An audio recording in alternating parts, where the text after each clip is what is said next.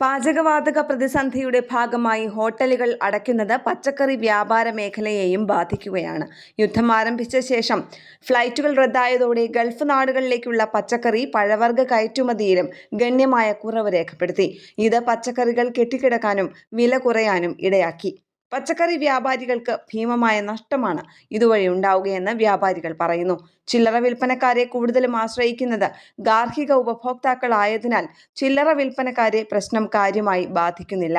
എന്നാൽ നിലവിലെ പ്രതിസന്ധി മുൻകൂട്ടി കണ്ട് പല ചില്ലറ വിൽപ്പനക്കാരും പച്ചക്കറി ഇറക്കുന്നതിന്റെ അളവ് പകുതിയായി കുറച്ചിട്ടുമുണ്ട്.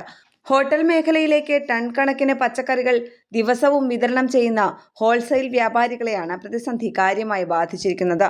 നാളികേരം, നേന്ത്രക്കായ എന്നിവയുടെ വിൽപ്പനയിൽ കാര്യമായ കുറവ് വന്നിട്ടുണ്ട്. കയറ്റുമതി നിലച്ചതോടെ 3 ആഴ്ചയായി നേന്ത്രക്കായ കിലോയ്ക്ക് 20 രൂപയ്ക്കാണ് വിൽപ്പന. ചെറിയ ചായക്കടകൾ അടച്ചതോടെ പഴംപൊരിയുടെ ഉൽപ്പാദനം കുറഞ്ഞതും നേന്ത്രക്കായ വിൽപ്പനയെ ബാധിച്ചു. ചായക്കടകൾ അടച്ചതോടെ ബജി ഉൽപ്പാദനം കുറഞ്ഞത് ബജിക്കായയുടെ വിൽപ്പനയെ ബാധിച്ചിട്ടുണ്ട്. ഉരുളക്കിഴങ്ങ്, സവാള, ഉള്ളി, വെളുത്തുള്ളി, പച്ചമുളക് എന്നിവയാണ് ഹോട്ടലുകൾക്ക് ഏറ്റവും കൂടുതലായി ആവശ്യം വരുന്ന ഇനങ്ങൾ. തട്ടുകട നടത്തുന്നവർക്കും സവാള കൂടുതലായി ആവശ്യമുണ്ടായിരുന്നു.